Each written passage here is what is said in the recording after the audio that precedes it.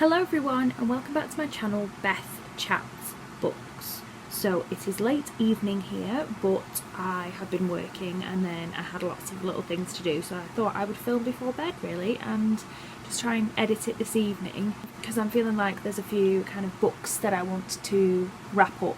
So I kind of want to do my library wrap up part 2 for the books that you have seen, and then introduce some of the books that I also took out the library when I returned the first wrap up to the library, and then just briefly mention maybe a few non-fiction books that I'm planning to read by the end of this month, because it is non-fiction November this month, hosted by Olive over at A Book Olive. And every year, I think for the past 5 years, she's hosted Non-Fiction November on BookTube, and you've probably seen loads of those videos about Non-Fiction November, TBRs, and what Non-Fiction November is all about. I'll link down below a Book Olive's kind of intro video about Non-Fiction November. Obviously, we're into November now, but you can do it for the whole of the month. You can participate in Non-Fiction November.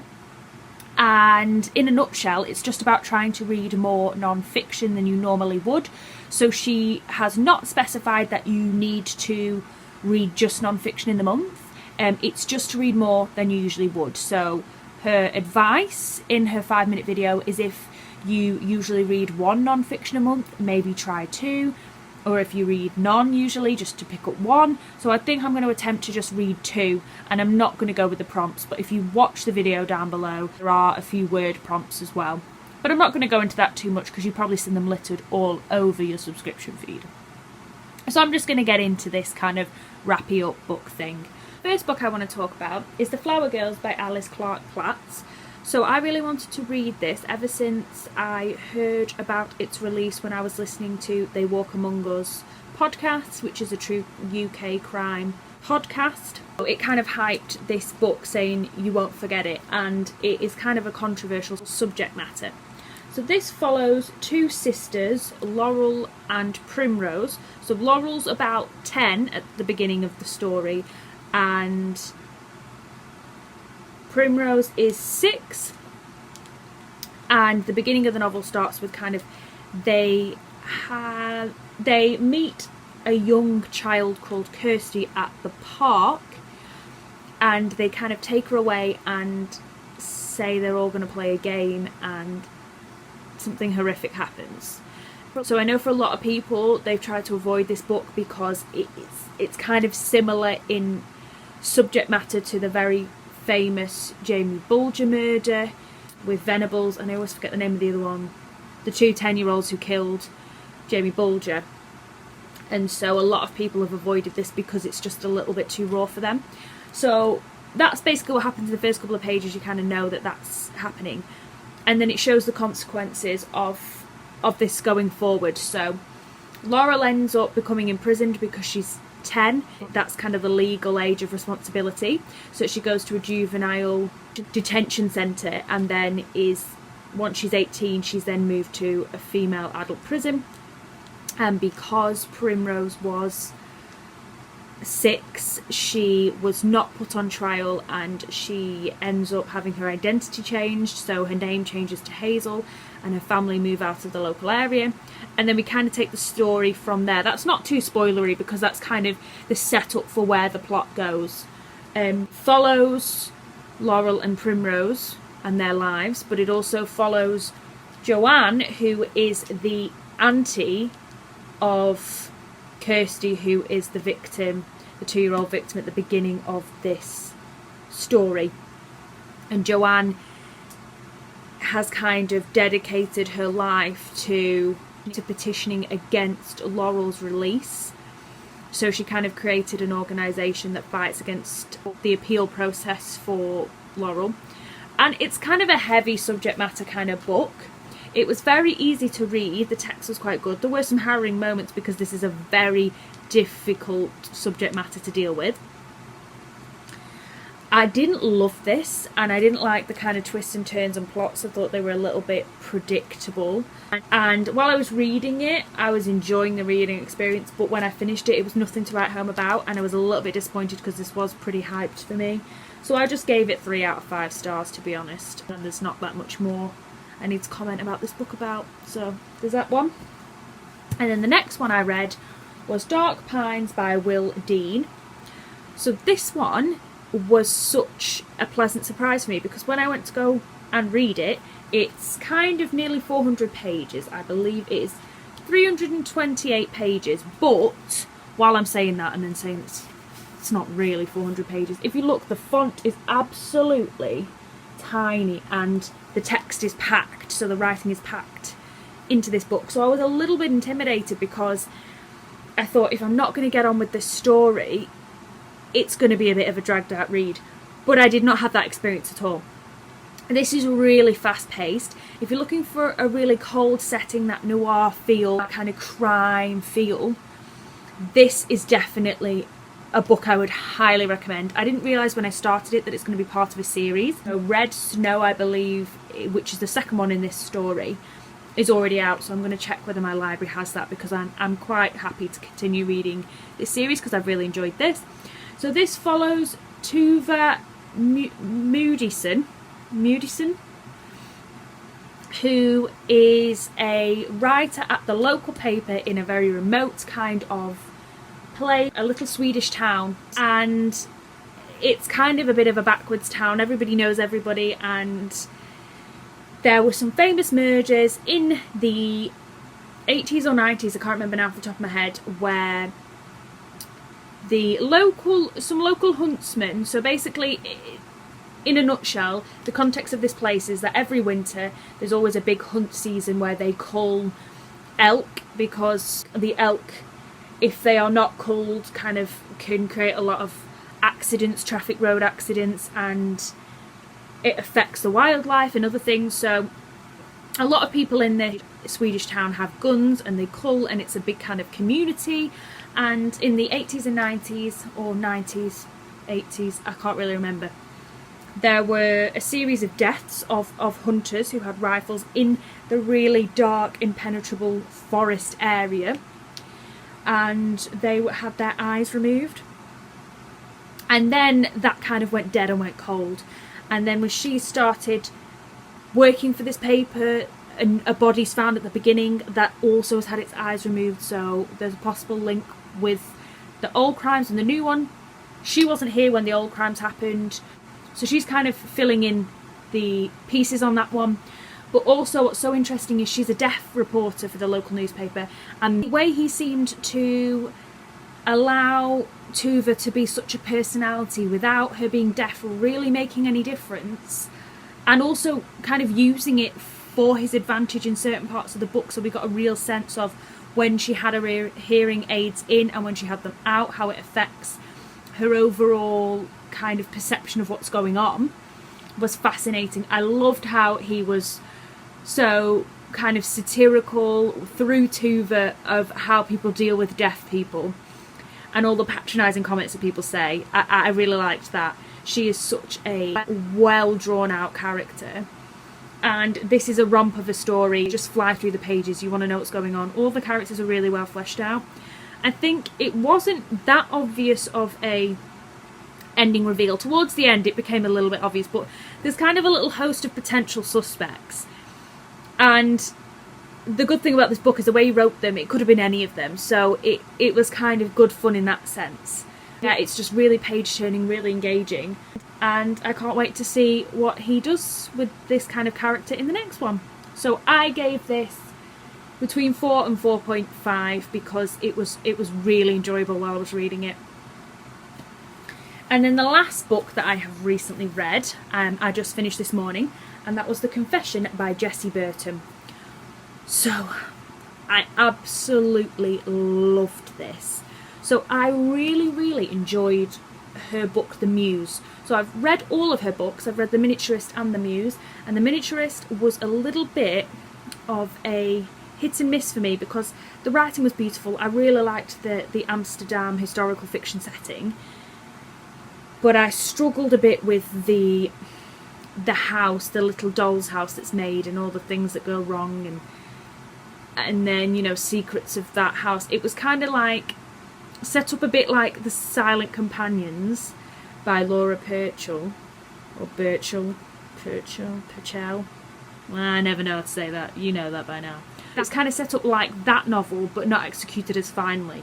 However, I was talking to my boyfriend about this last night as I was nearly finishing this. Jessie Burton, in terms of contemporary style, is fantastic, and her literary fiction is amazing. So The Muse I remember absolutely loving, and I still have that lovely warm sense of how much I loved that book. So this one I enjoyed probably just as much, so I'm fighting in my mind about what I'm going to give it. So at the moment it's a 4.5/5 because I gave The Muse a 5, and maybe just slightly I didn't love this as much as The Muse, that gut feeling. However, this is fantastic.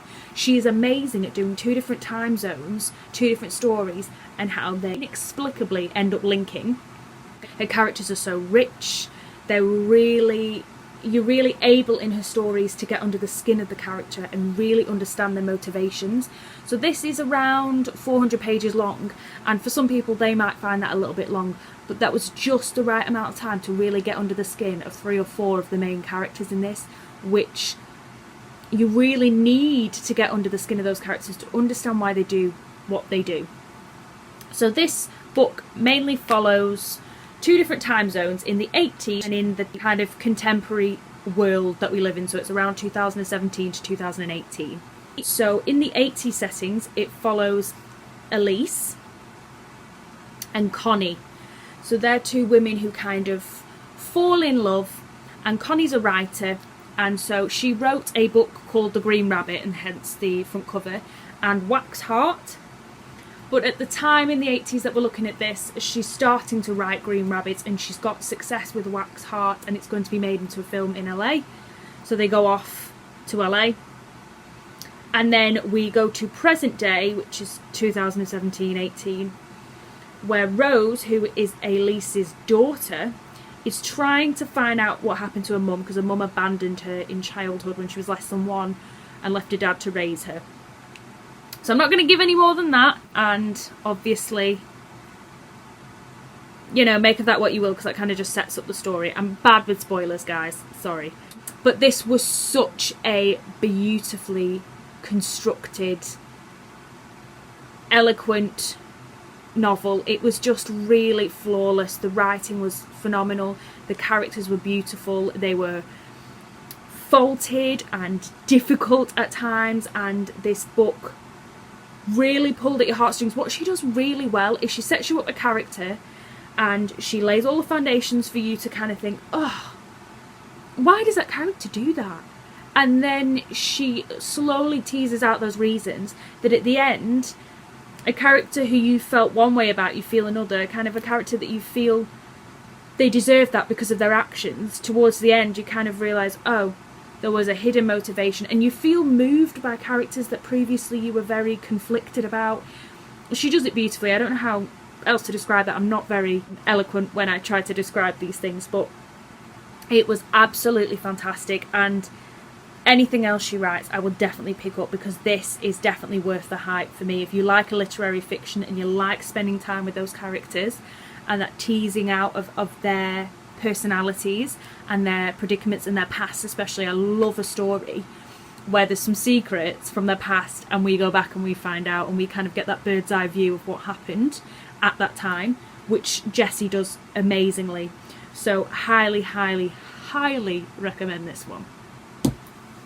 So they're all the ones I've read recently, but when I went to return my books to the library, sorry, I've got hair around my face, I took some of the other books back that I mentioned in a previous video, and I took out this book, so I'm currently in the process of reading it at the moment. So that's Silkworm by Robert Galbraith, which is the second in the Robert Galbraith crime series, and the first one is The Cuckoo's Calling.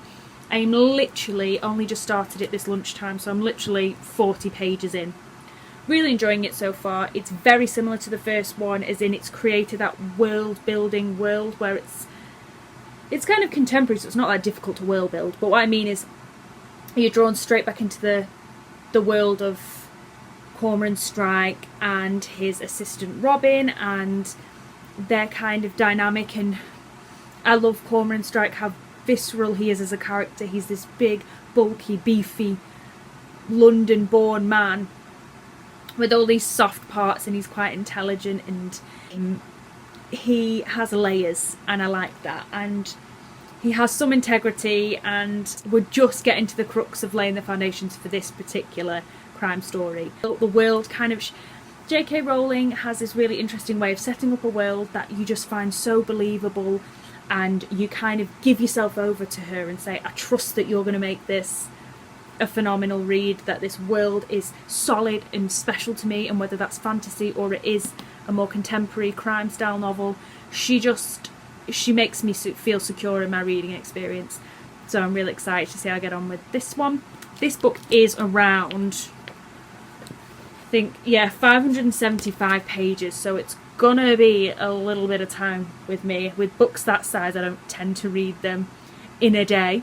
Around 300 pages potentially, but this might be a 3 or 4 or 5 a day, maybe a weeker. We'll see how we get on with that one. And then when I pick that one up, obviously, because I have a problem, I can't just pick up the one book. I end up trolling around, I go straight to the new releases section, and then my eyes get drawn into the new releases, and before I know it, I'm taking them out. So I ended up taking another 3 books out on top. So the first one is Ian McEwan's Machines Like Me. Sorry, I was going to say Machine Like Me. This book I have talked about as one of the books that I wanted to read. So I was mentioning when I finished Frankenstein by Jeanette Winterson that I mentioned this book. I completely forgot its name, but I did mention how Ian McEwan had done a recent book that kind of dealt with artificial intelligence, and that is said book. So this is his newest release book. I think it was released this year because I saw it in Waterstones quite recently. So let me just check before I make that bold statement. So yes, it was released in 2019. So this book follows, I believe, kind of the concept of having your own robot in the house. So I believe he's called Adam the Robot. So yeah, it says it takes place in an alternative 1980s London. So Charlie is in love with Miranda, a bright student. When he comes into money, he buys Adam, one of the first synthetic humans, and with Miranda's help, they design Adam's personality. So Ian McEwan likes to write novels that make you think. A lot of people kind of, in recent booktube history, have kind of put a downer on Ian McEwan, I feel, and kind of said, oh, I used to like his books, but not now. But he is actually one of my favourite authors. I have a kind of batch of British well-loved authors. Ian McEwan is one of them, Jeanette Winterson is one of them, Ali Smith, Sarah Waters. Authors that I really highly respect, and so I will give them a go. I haven't read all of Ian McEwan's extensive works, but any that I have read, I have really enjoyed. I read Atonement on Chesil Beach. I always get them confused. I always get Saturday and Amsterdam confused, but I read Saturday, not Amsterdam.